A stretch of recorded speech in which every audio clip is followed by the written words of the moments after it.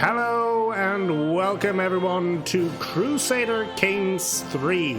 I'm very excited to check out this wonderful game that just came out today, and I'm curious to find out what the game has in store for me, since I played a little bit of Crusader Kings II, though not too much, to be honest.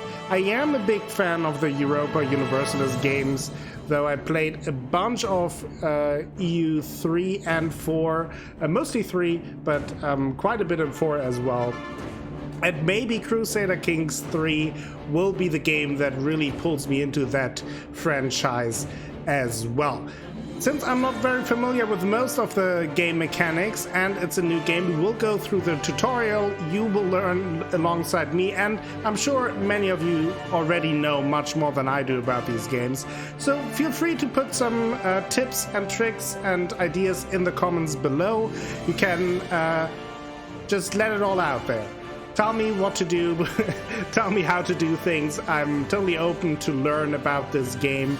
And depending on how much you guys like it, maybe we will continue this to a larger series. Maybe it will be just a few videos. We'll see how it goes.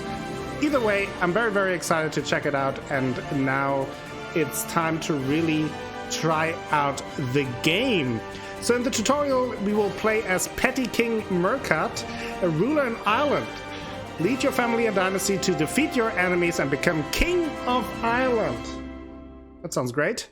So let's play the tutorial.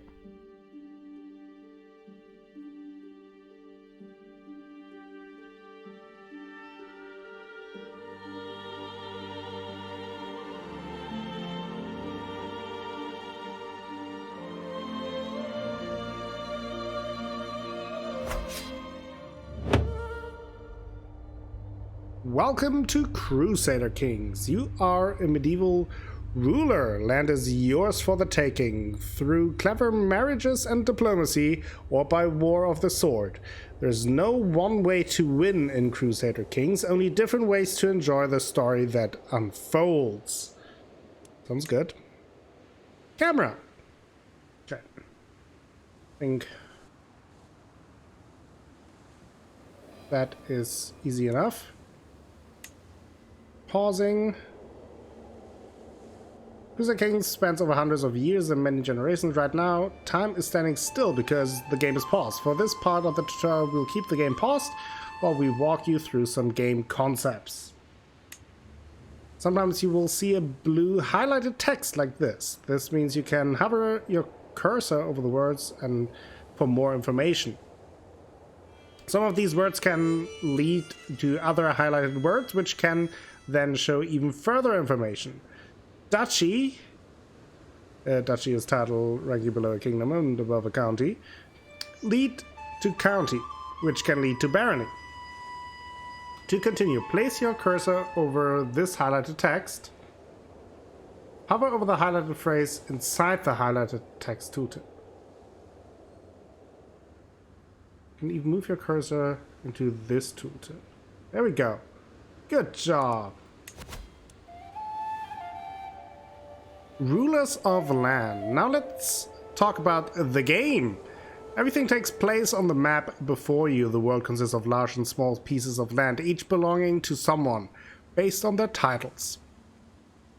Your titles are represented by icons with elaborate coats of arms. The icon representing your realm is set by your primary title, which is the most important and prestigious title you hold. So, titles: Petty Kingdom of Munster and Earldom of Thomond. We have a claim to the Kingdom of Ireland. Alright.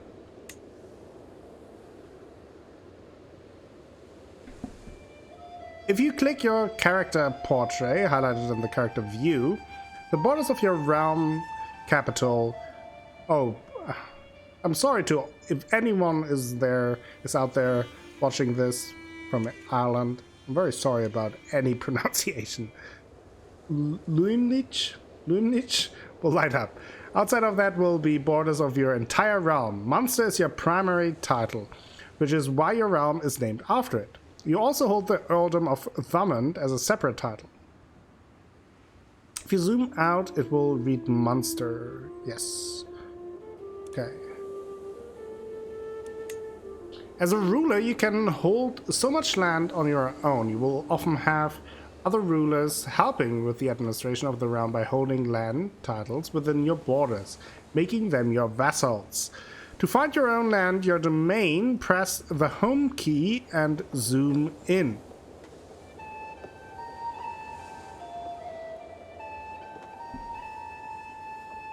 Okay. What's the home key?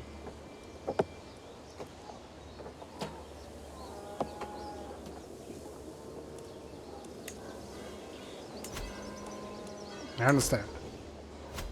Can zoom in. I know how to zoom. You're playing as one of many characters in this world, represented by character avatars. Your character is the ruler of the realm.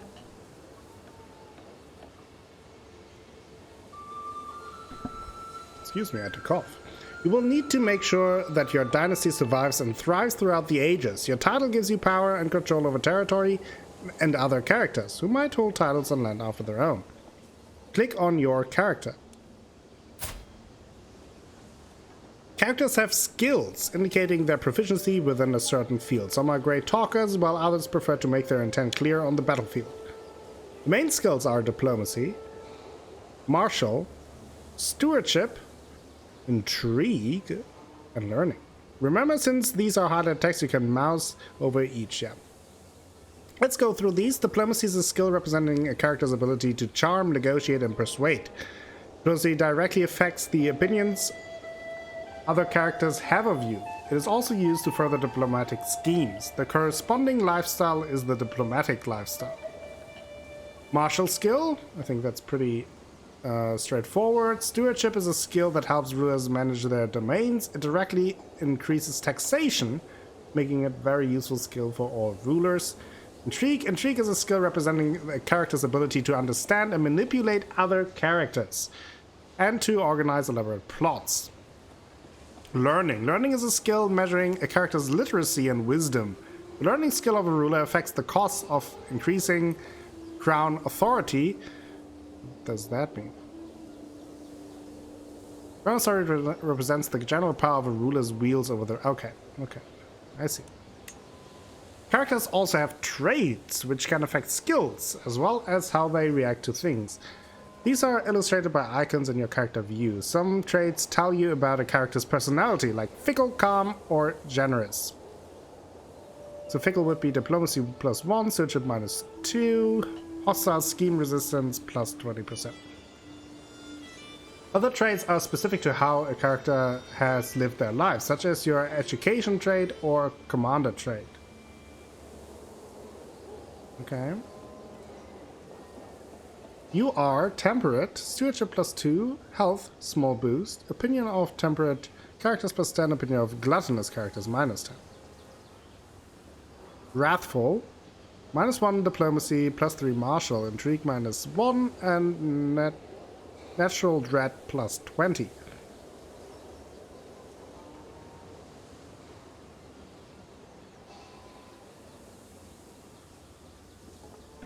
From this you can see that your character's typically lives a modest life, but expect others to do so also, and is quick to anger when they don't. When a character chooses to behave against their personality trait, it causes stress. Stress measures a character's mental well-being. Characters gain stress when taking action that conflicts their personality.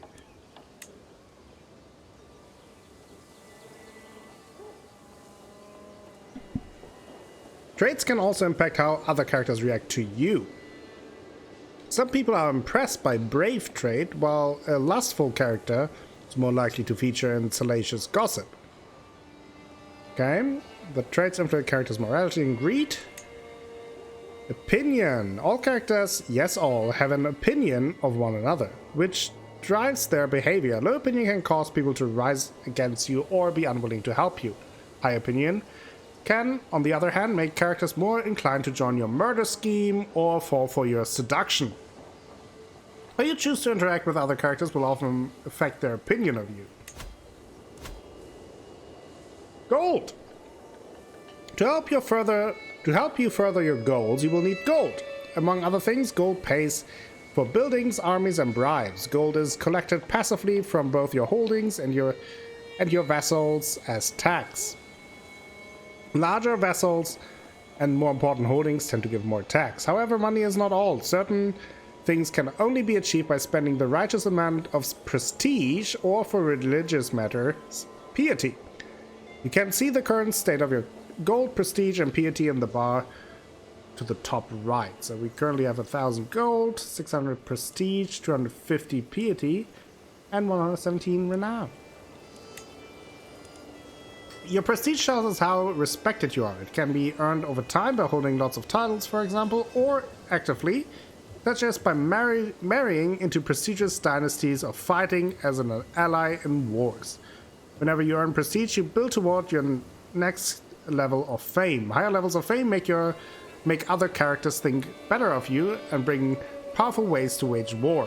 Some action costs prestige, like declaring a war. These allow you to leverage your celebrity for your own benefit, and characters won't think less of you for using them. Spending prestige does not affect your level of fame progress, just your current prestige. Piety. With a lot of piety, you will have an easier time interacting with your head of faith. As you are Catholic, this is the Pope. Piety can gain passively from the learning skill and from virtuous traits, or actively from choosing to do religious things such as going on a pilgrimage. You also have a level of devotion, which builds over time whenever you gain piety and can have positive effects for your character. Similar to prestige, some action require you to spend piety, like declaring holy wars, or if you want to create a new faith. Spending piety like this is normal, and characters won't think worse of you for it. Lifestyles. As well as traits, your character can also pick a lifestyle. There are 5 lifestyles, one for each skill. Lifestyles represent what you put the most effort into day to day, and each one has several focuses inside relating to it. Every focus gives you a unique bonus and makes events associated with the focus more likely to happen. Click on the lifestyle button. Okay. Click on any lifestyle to see its focuses. As time goes by, your character will learn lifestyle experience for maintaining a particular lifestyle. When you acquire enough lifestyle experience, you can select one of that lifestyle's perks from any of its trees. So it's basically like a level up. Perks represent your practicing and developing yourself over time and offer unique bonuses like special traits or unlock lifestyle-specific mechanics and content, such as the ability to start abduction schemes.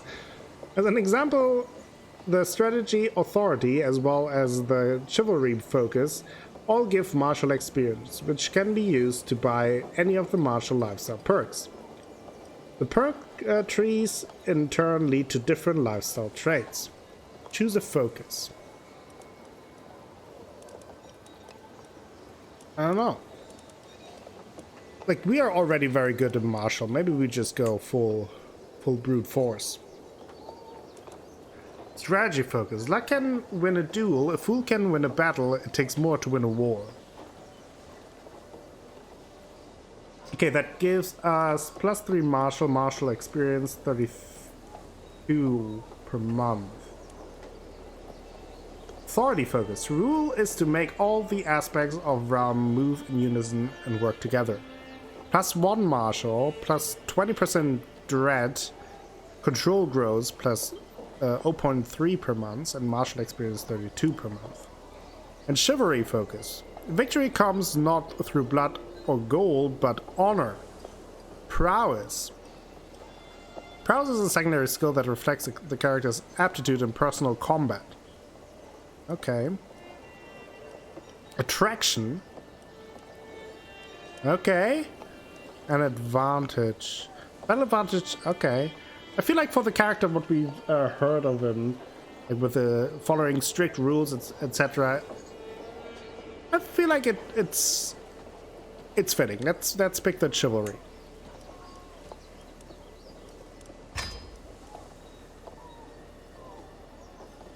Click on any lifestyle to see its focuses. As time goes by, your character will earn lifestyle experience for maintaining a particular lifestyle. When you acquire enough lifestyle experience, you can select one of that lifestyle perks from any of its trees. Perks represent your practicing and developing yourself over time and offer unique bonuses like special traits or unlock lifestyle-specific mechanics and content, such as the ability to start abduction schemes. Oh, we all read that. Oops. Oops. Big oops. Other characters! Now, having selected a focus, we can move on to other people. If you are new to this game, interacting with other characters is key, and you have many options how to do so. You can right-click on a character portrait, including your own, to get a list of potential interactions, such as arranging a marriage or initiate a scheme. This is also where you start wars, but let's try something else first. Okay, let's do that. Right-click on your heir's character portrait to see the interaction available. Okay. Brian is our heir. Let's start with the basics. Everybody likes gold. Try sending a bribe to your heir. Most interactions will bring up a second window with details when selected. You can confirm or cancel an action in this window. Try to use and confirm the send gift interaction. There we go. Pays 50 gold. Yeah, let's give him some allowance, okay? Well done! You have successfully increased somebody's opinion of you. Certain opinion modifiers last forever, like family bonds. Others will wane over time, like the fading memory of receiving a monetary gift. If you hover your cursor over the opinion number on another character, you can see exactly where the various numbers are coming from. Is it due to marriage alliance, a gift of gold, or simply that they appreciate your honest nature? So here it would be father plus 50, confederate partition plus 10, confederate partition plus 5, same dynasty plus 5, personal diplomacy minus 6, temperate virtue plus 10, and received a gift. And that will last 1.2 years. Okay. Playing a family dynasty. Next, let's talk about your dynasty. As the game goes on, unless your character meets with an untimely accident or trouble disease, they will grow old and eventually die. The story doesn't end there. It's only game over if you do not have an heir of your own dynasty. As long as you have heirs of your dynasty, your legacy will live on. When your character dies, you simply start playing a new one, the player heir. Depending on the type of succession your realm has, this is likely to be one of your children, perhaps one that you groomed into the role of ruler.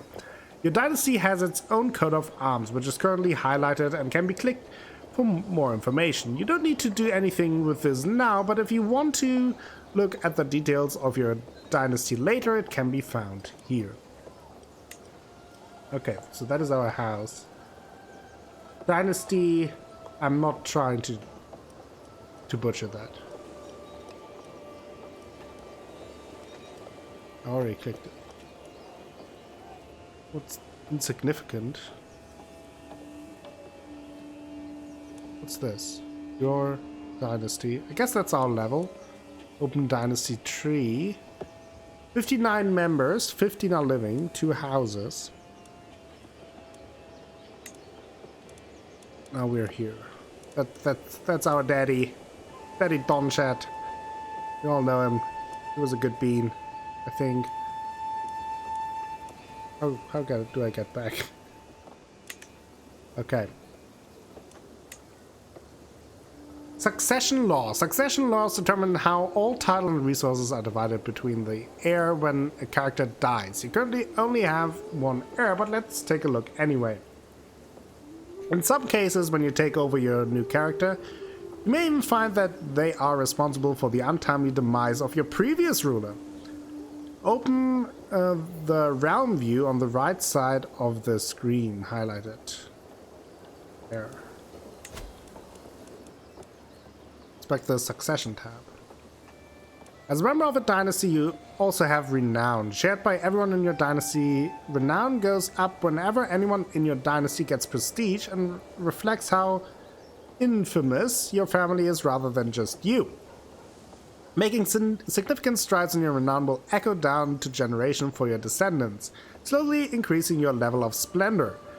As the dynasty head, the most powerful member of your dynasty, renown will allow you to unlock dynasty legacies that will benefit all of you. Unlike prestige, renown remains after a character's death to view the dynasty okay, that is what we saw before.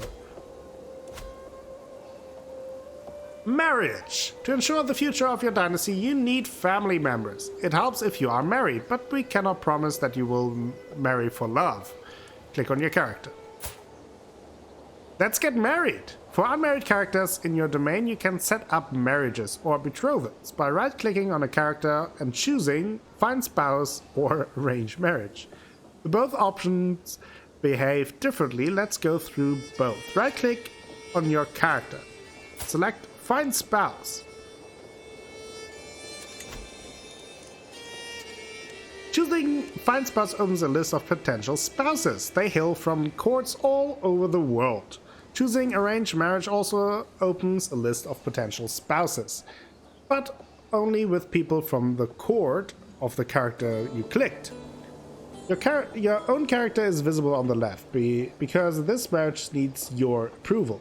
Whoever is the liege of the other spouse will appear on the right side, as the union will need their approval as well.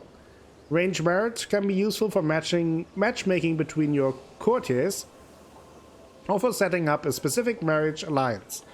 For now, Find Spouse is more relevant for our purpose. There are many factors to consider when choosing a spouse. To help you out, there is a filter available for sorting. Among things to consider, there are alliances, skills, personality trait, expected fertility, and more. Some traits are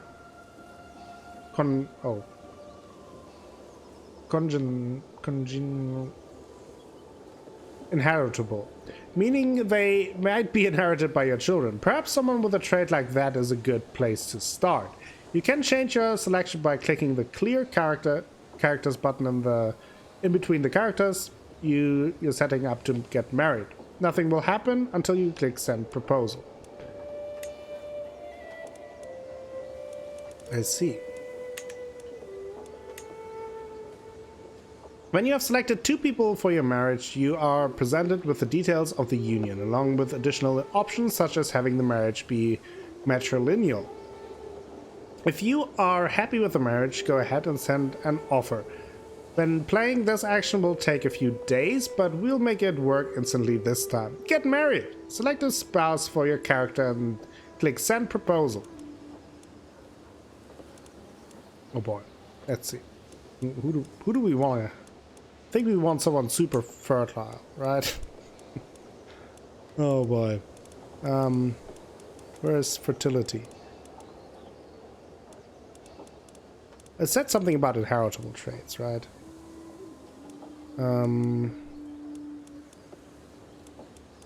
Ruler, marriage, prestige. They are fertile. Only fertile ladies. Health, fine. Is that her age? 19? I think so.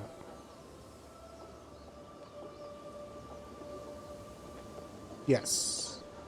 Okay. Amensindis. What a beautiful name. She's honest. Temperate. Arbitrary. She's quick. Potential alliance. County of Trier. House Snellenburg. Count Udo. Okay, yeah. In a matrilineal marriage, children will be born into their mother's house instead of their father. Use a hook. A hook is a general term for a relationship between characters where one can get the other do their will. There are 2 types, weak hook and strong hooks, which are acquired in different ways. Hooks can be used to force through many interactions. For example, marriage proposal and feudal contract. Will accept.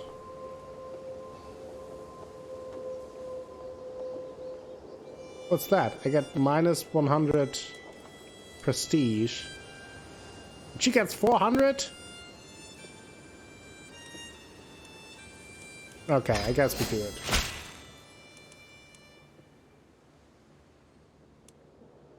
Excellent. May you live long and happily together. For this tutorial, we recommend that you use find spouse for your son as well.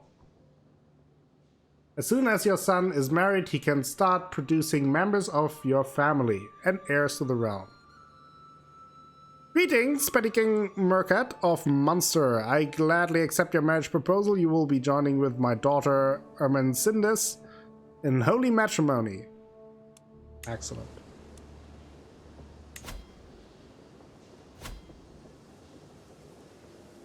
Dynasty and house.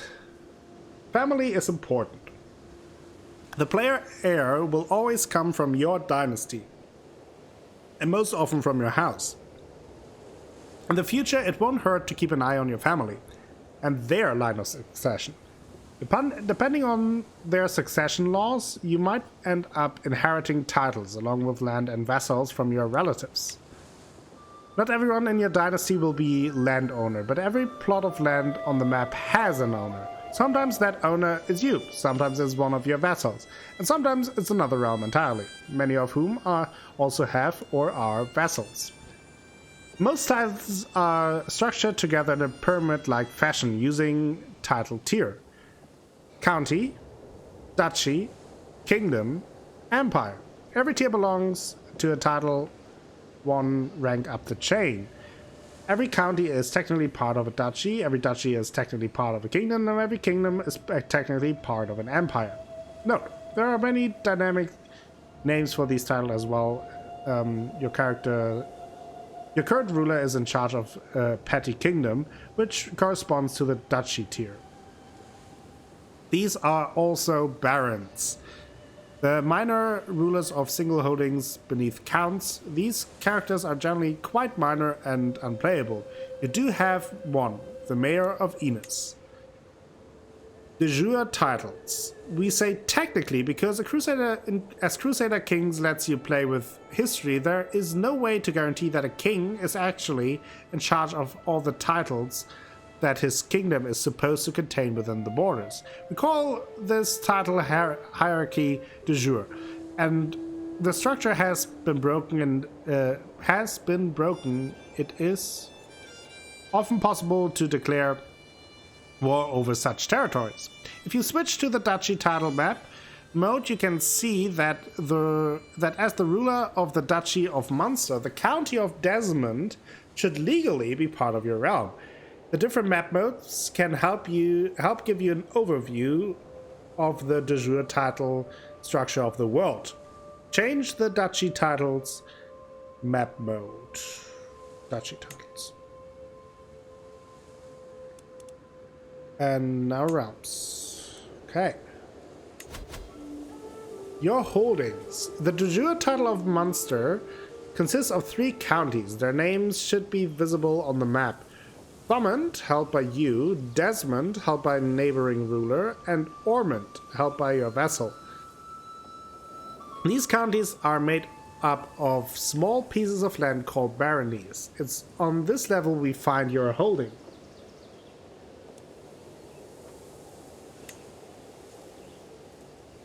Holdings provide different levels of taxes and levies, as well as buildings that you can construct and upgrade spending on the holding type. It is not very important what you build right now, but we suggest you start by upgrading the bastion and curtain walls. Click on your capital holding, Luimnich, and order the construction of the building. Well, bastion and curtain walls. There we go. Upgrade. Well done. It will take some time for the building to be ready though. Luimnich was built in a day. Every holding provides taxes to their holder. If that holder is a vassal, they will also pay taxes to their liege. Taxes provide your main income of gold. Obligations can affect how high or low these taxes are. Times of war also affects affect the level of control in the county, which in turn affects taxes.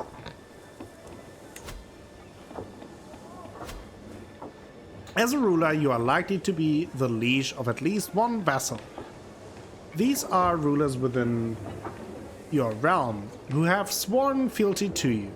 Vassals supply you with money and soldiers. It is possible to both be a liege and a vassal at once. Open the realm view on the right side of the screen, highlighted. There we go. Here's a list of your current vassals, along with some additional information about them. At the top of the list is the ruler of Ormond, whose land you can see on the map. This is an earldom, a county tier title inside your realm. Go here for an overview of things such as your vassals' current opinion of you, whether they are considered a powerful vassal or not, and the levels of taxes and levies they are currently providing with. Powerful vassal, Earl Ragnald Sigtryggsson.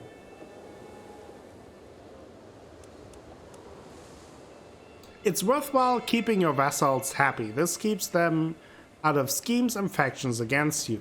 No matter how mighty a ruler your character is, if your realm unites against you, either to depose you through war or just to murder you while you sleep, your reign is bound to be cut short. Some of your vassals might serve on your council, making their opinion extra important, as they will be trusted with counseling tasks. There's a limit to how many vassals you can comfortably be in charge of before your realm becomes unwieldy. Going beyond this vassal limit affects taxes and levies provided to you.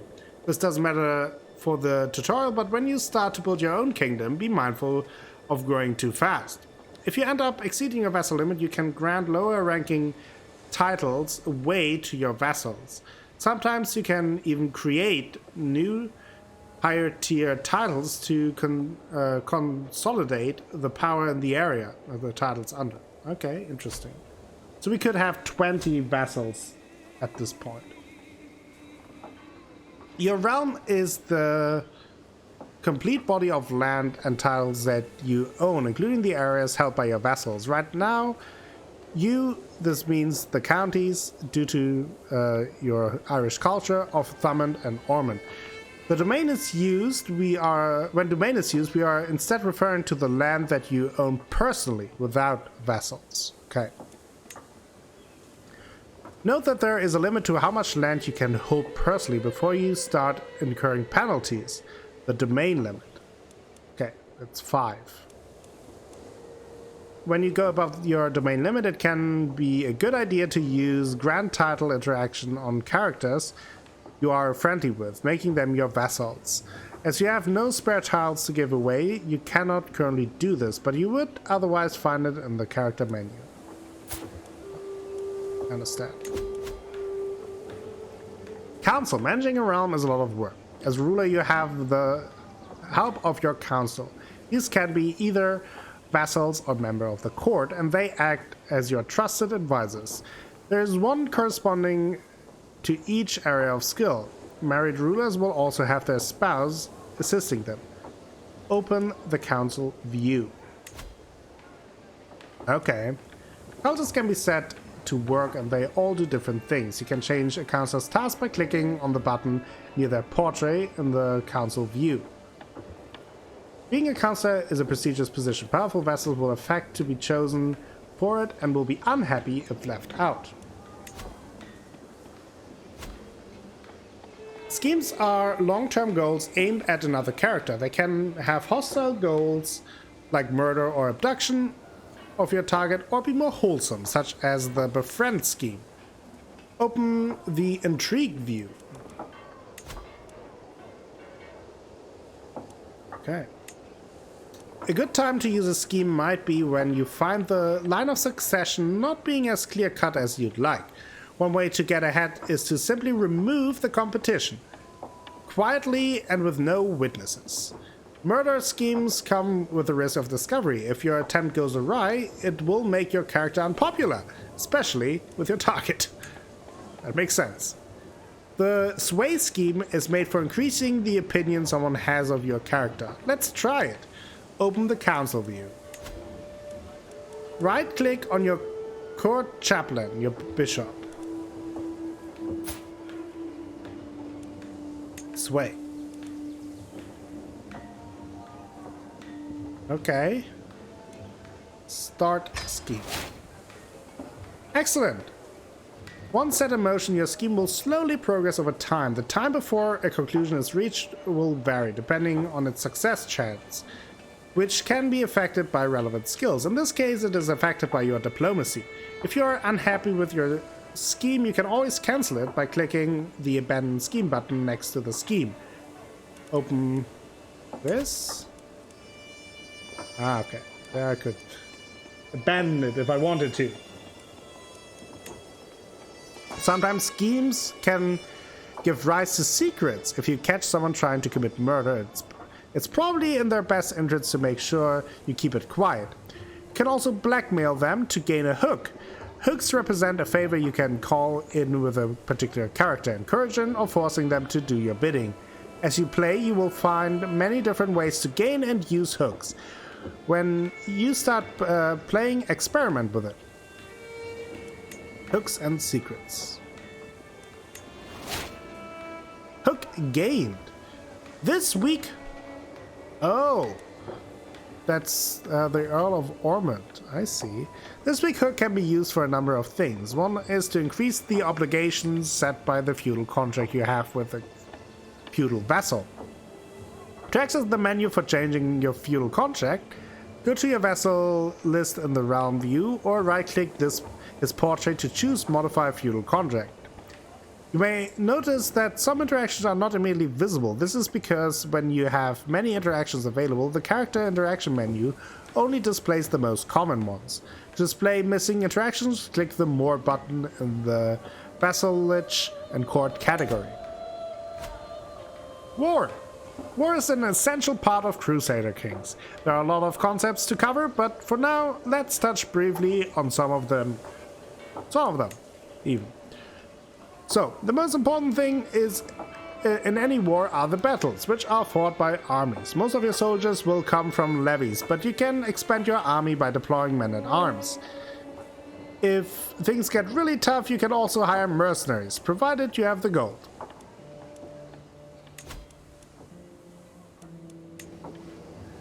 When a war starts, you will be able to raise your armies from this screen via the Raise All Armies button.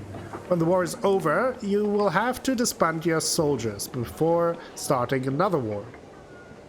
Rally points are mustering grounds for the levies and men-at-arms under your command. To start a war, you'll need a legitimate reason, a casus belli, against another ruler. There are various ways to obtain a casus belli. You might have de jure titles that make you the rightful liege of your target. You might inherit claims, or you could pursue holy wars against nearby infidels. Although these are the most common, there are dozens of different types of casus belli for you to discover and use as you play. The easiest and most straightforward way to acquire claims is to use Fabricate Claim on County.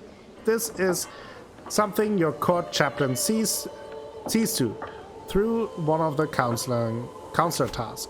Okay. Almost there. Soon we'll let you unpause the game. There are just a few things to go over first. Firstly, it's important to know that there are 5 different speeds available for you to play at. Press key 1 to 5 to easily switch between them, and you will be able to pause and change the space whenever you want. Secondly, for certain important events, the game will auto-pause for you. There's nothing wrong with playing at lower speeds, increasing the speed when things are quiet, or slowing it down when you go to war. Generally, we recommend you pause the game when inspecting menus or when you are faced with tough decisions. Starting the game. To start the ticking of time, unpause the game using the spacebar or by clicking the play button. This will let days, months, and years go by. Armies told to do so will move, events will occur on screen, letters will be sent, and characters will age. Find a speed that is comfortable for you. You can always change it later. What now? Now, as a first task, let's remind your neighbor, the Earl of Desmond, who is rightful liege. Truly is. If it happens to expand your realm, so be it. Using the character interaction system that we went over earlier, and select him via the map. Declare war on the ruler of Desmond. You should already have a valid casus belli, as his title is de jure and part of your realm. Let's declare war. Declare war.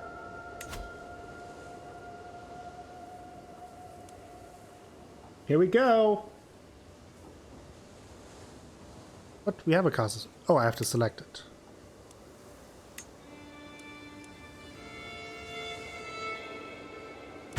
Declare war. You have successfully declared war. Next, you should rally your armies. A button has appeared at the bottom of your screen to help you, but you can also do this from your military view. Wherever your rally point is, in this case Thumond, that's where your army will gather and await your instructions. Note, you'll have to unpause the game, press the spacebar for your army to gather more than a handful of men. Leave it a few days and the army will form. Raise all armies!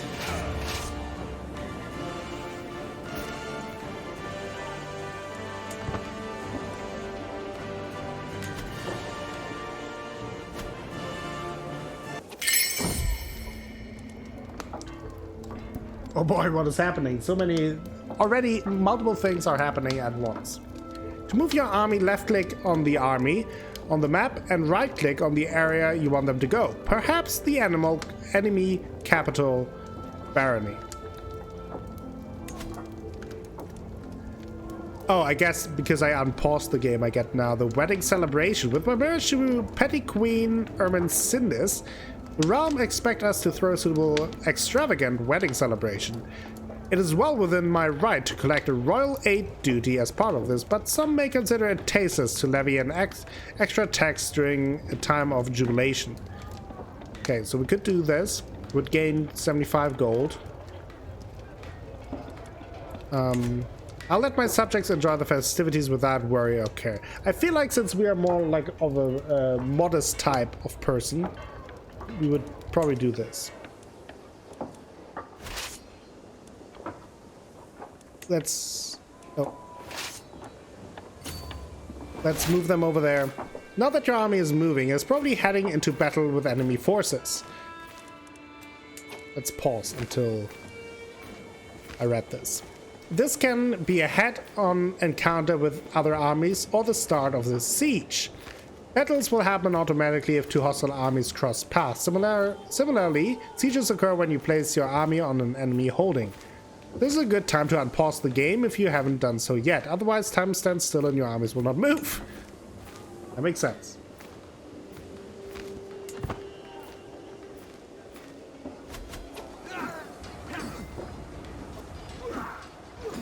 Okay, here we are fighting. The outcome of a battle between two armies depends on a number of things. The number of levies both sides have, which, if any men-at-arms either side is using, the commanders involved, and even the terrain you're fighting on. More details can be gleaned from the combat view. Click on your armies to open it. Okay, here we have the combat view. We are the commander. We have 18 martial skill. He has only 9. Like, he's a loser. Do we have the wetlands? Okay. Understand. Unpause. Come on.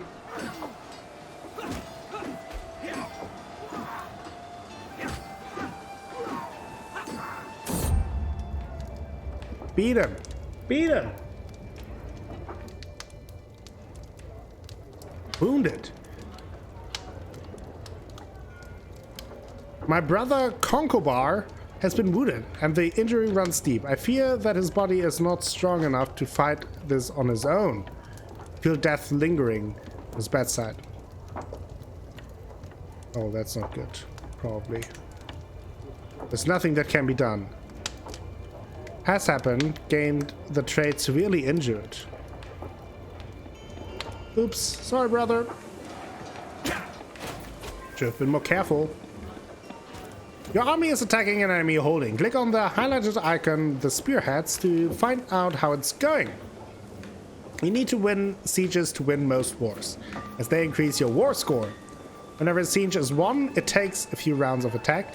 The area will become occupied, changing its regular look on the map to a striped one.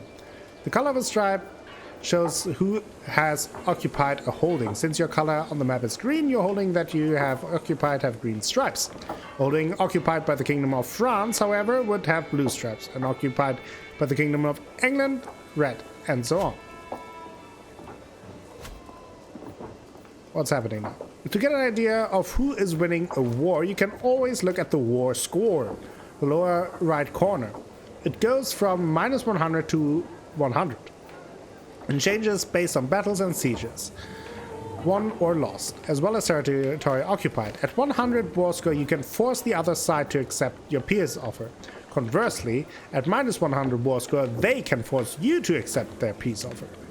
All wars end in 3 different ways: victory, white peace, defeat. The exact consequences of any of these changes depending on the casus belli used, and details for a specific war can be found by right-clicking on your enemy ruler and selecting Offer Peace. Okay. So currently we are +17. I guess. Is that? Yeah, +17.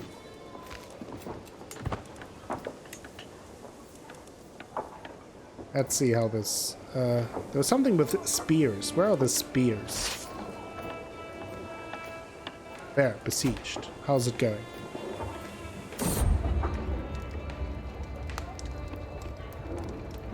Concobar was injured again? Jeez. Just stumbling all over the place. Oh, he's fleeing to the sea. He's just jumping in the water.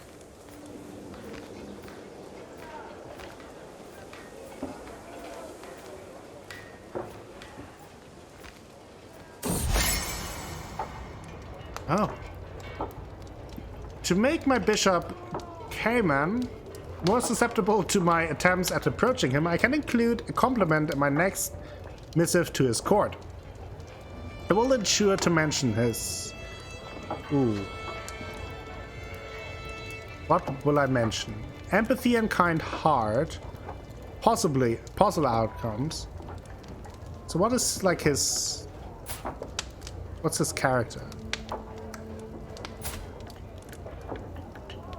Okay, he's brave. That's good to know. It's temperate, arbitrary, mastermind, philosopher. Okay. Good. Maybe he is. He is pretty handsome. He has a nice beard. Loyalty and sense of honor. Empathy and kind heart. I mean, he's brave. Let's go with loyalty and honor. Maybe that will work. Sweet talking our bishop.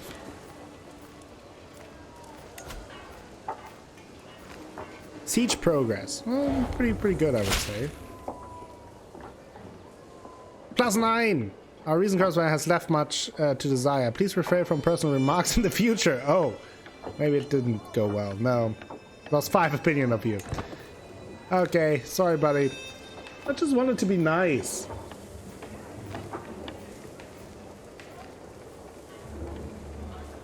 Oh, they had a boat in their pockets. It's doing pretty well. Maybe we can increase to normal speed. Did he attack us? I can't believe he did that. It'll be fine though.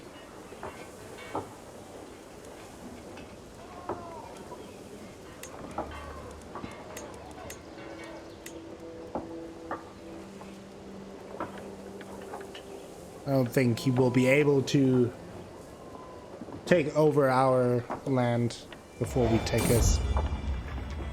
Oh boy. After my army set up camp, I hear a commotion coming from my knight's lodgings. Investigate the disturbance. I find Flaithbertak and Murkenatark in the battle of a heated argument while several onlookers edge them on. Okay. Deliver a speech about unity to the crowd. Have them whipped for their delinquency. Salt this, I'm going to my tent. Okay. Let's diplomacy challenge. Oh, I see. How good are we at diplomacy? I don't think we're pretty good at diplomacy. 9. It's average. We're stupid as hell. Oh, also I wanted to find him a spouse. Definitely need someone fertile and in good health and heritable traits. That is good. Sophia, Aslaug, Elfrida, she's 20, but she's lowborn. Can we have like marriage prestige? Where would we gain? Okay, nothing.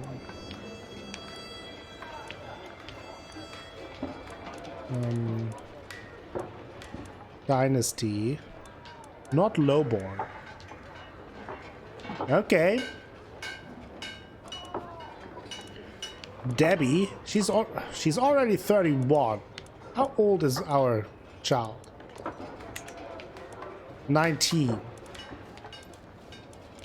I mean, she's still fertile, so we would have a few years. She's feeble. Health, severe penalty. She's pretty intelligent. She's beautiful. Fertility, yeah, I think we can do lunatic. Oh, this is great. Son, I've got the perfect lady for you. Okay, it will cost us 200.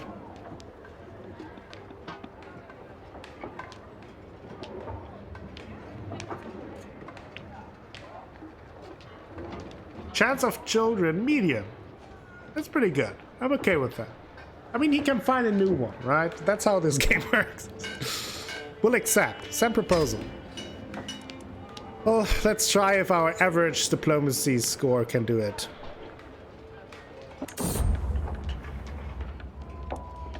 It worked! I get up and deliver a speech about how we are all fighting for the petty kingdom of Munster and how we must stand united against our foes. For if we don't, there are many outsiders who would take advantage of our internal squabbles to seize our lands and impose their rules on us. Looking abashed, Flatbread and Murdoch apologize and get ready to settle the fight. I'm just not even trying to butcher these names. I know that I would butcher them, so I'll just give them nicknames.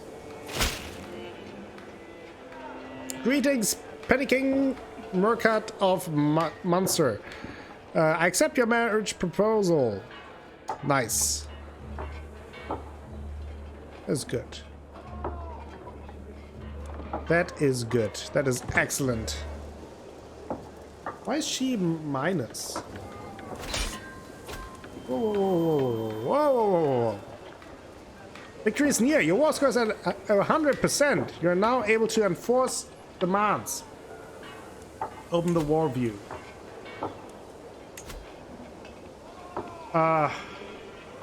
Enforce demands. You gain the contested county. Becomes my vassal. Okay. I gain fame. That sounds great. War won! Congratulations on your victory.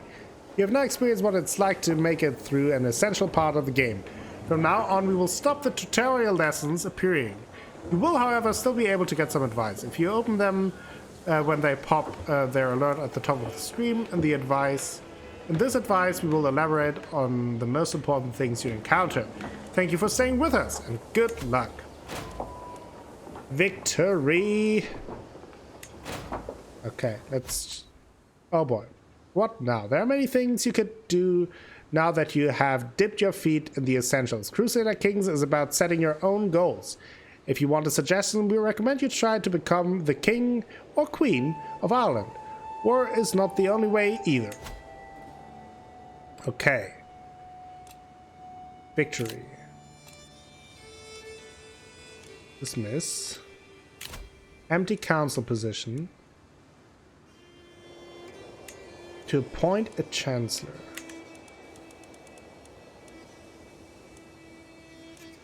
Oh, that's our brother, right? He's dying.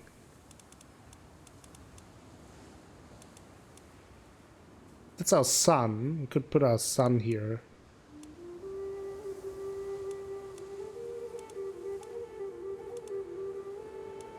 What do we need? Like, what is the chancellor for exactly?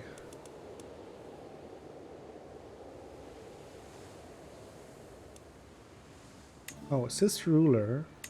Okay, let's figure things out here with our council a little bit. What are her skills? She is really good at diplomacy. That is good. Adequate bargainer. That is nice. Quick. Okay, so let's see. Court politics. Focuses on your court and those closest to you. Her support gives you +9 diplomacy. That would be pretty good, right? I think that would be the best use for her. So that is a diplomacy role, the chancellor. Let's see. How good is Brian at diplomacy? And a whopping 9. Concobar, also whopping 9. Flatbrat, 9. 7. Can I? Okay. Okay. Mayor. Oh, that's the mayor that we know. But he's already the steward.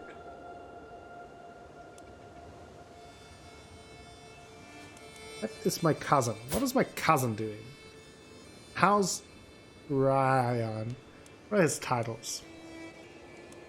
Claims. He's okay. He's 58, so old as hell. Chaste, okay. Well, I feel like as a counselor, though, like with 14, it's pretty good. That should be pretty helpful. Spy master. Oh, she's good. Corrupt schemes, support schemes, find secrets. If any secrets exist at court. Yeah, let's do that. Send her out. Oh, left click. On a location on the map, assigning a task. Okay. Let's see what we can learn about Dublin. Okay, find secrets. Let's find out what we can do here. Nice levies. Can he do foreign affairs? Prestige, domestic affairs. Okay, our steward, collect taxes. Sounds useful.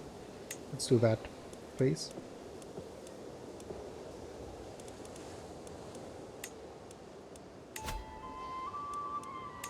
Okay, I guess not.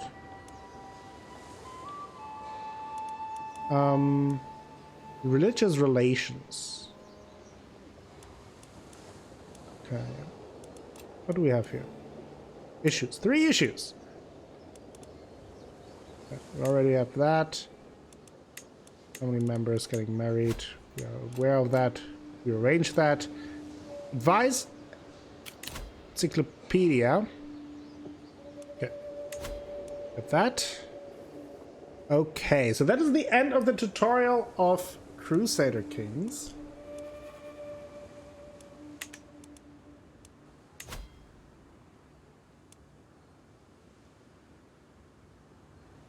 Whoa. Looks like a child. Because he is a child.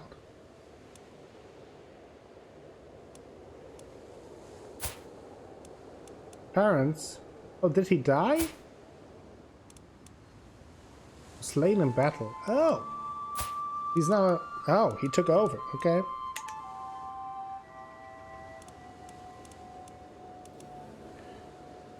I guess we need to somehow...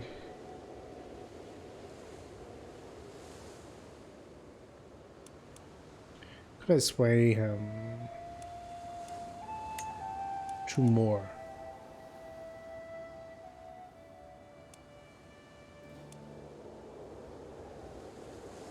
The guardian of the chosen child. That could be useful for... But let's try swaying him. 88%.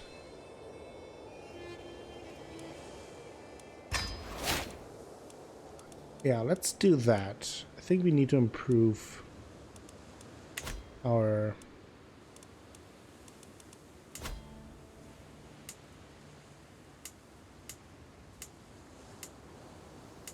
relationships with him. I mean, I could also imprison him or something, but I guess we also can now disband our armies. With a scheme going on, just kind of sinful. Oh, so those are like world events. Debbie Lane. She has great diplomacy. I should have taken her as a counselor, but she wasn't there to select. Dynasty head of Lane. Okay. I mean, they definitely should, you know, appoint a ward and a guardian in your court. How does that work?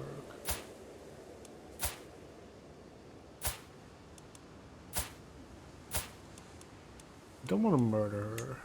Her entitles dismissed. Maybe maybe I can do that with our neighbor.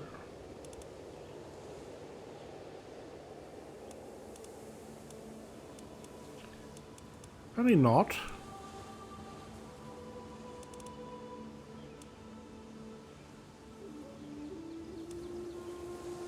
Who's he? Finding out about my family, I guess. Oh, it's the son of the mayor. Okay, interesting. Just trying to figure out things here. Arrange a marriage, maybe a little bit early. Offer a ward. Offer a ward, making him or someone in his court the guardian of a guardianship. Offer a guardian, making someone in his court the ward of the chosen adult.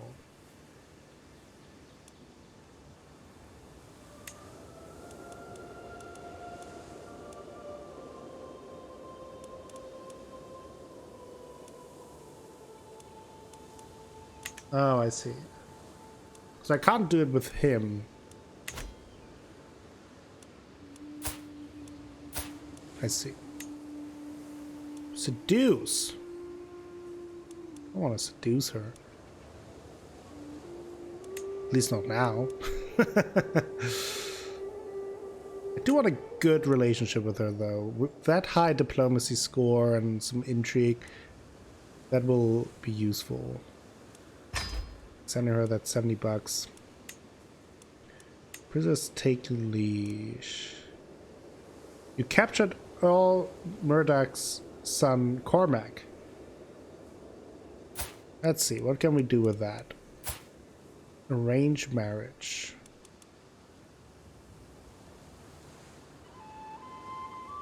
I wonder... Okay, can I do anything?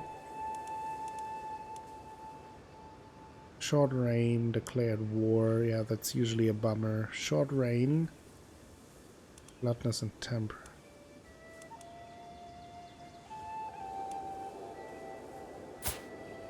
Time to imprison. What would that make? Time of tyranny, causing all subjects to lose 20 opinion.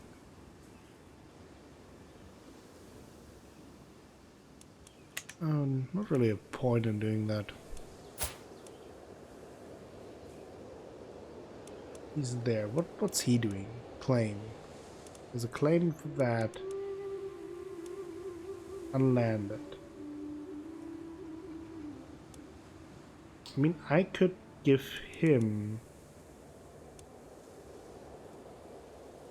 this land, right?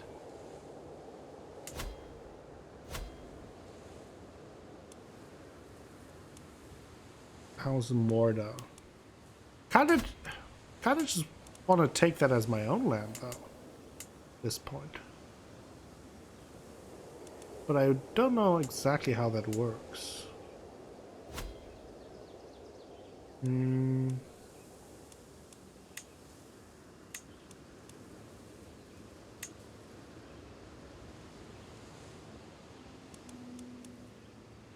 Claimants.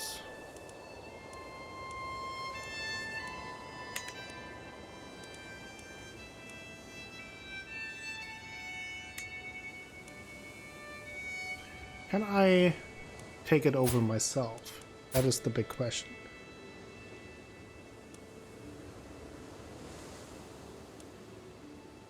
I don't know. It doesn't seem that way. Maybe you can let me know if it's possible to kind of take over this as my own domain, or like expand it to my domain.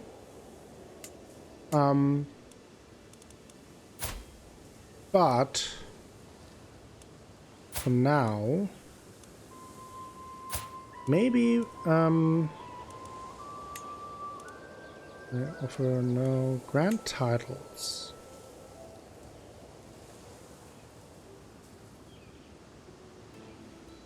Show only recent titles. No. Can only grant titles from your own domain. See, but how can I expand my domain?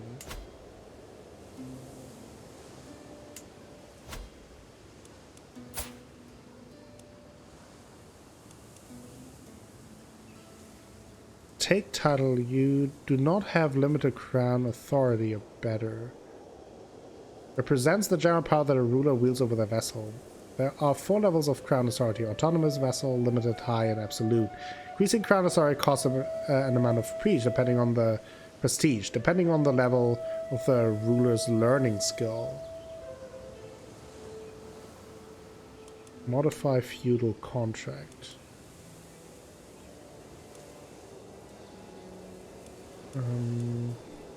Okay. I see.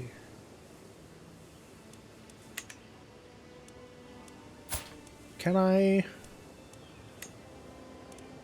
prison him?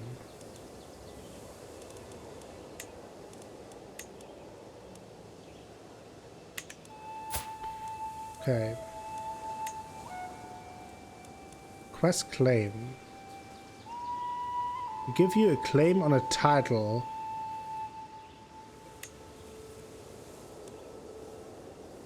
Okay, effects on you. Gets a press claim on Earldom of Desmond. Ooh.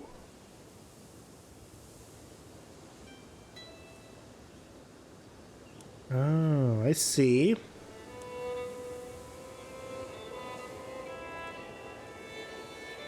So that is how I could do that. Interesting. Okay, maybe we will get that way. Maybe you have other suggestions on how to do that, but this is where we will end the video for now. I will do at least one more video where we then go a little bit more into the free places. This was mostly the tutorial. But if you have any suggestions, tips, and tricks, let me know in the comments below, and I will try to heed your advice. I'm having a good time with these games. It always takes some time to get into them and to really get a sense for them and what to do. But I'm always having a good time figuring that out. Hope you do too. Again, let me know your comments below. How do you like Crusader Kings 3 so far? Especially if you played Crusader Kings 2. Do you like some of the changes? What are some of the changes? Let me know about all of that down in the comments. And thank you for watching the episode. If you liked it, please give the video a like. Maybe consider subscribing to the channel. Share the video with friends, family, and the people on the internet. That all helps me out a whole bunch and will bring you more content in the future. I will be back with more Crusader Kings 3 very soon. And until next time, have a great time.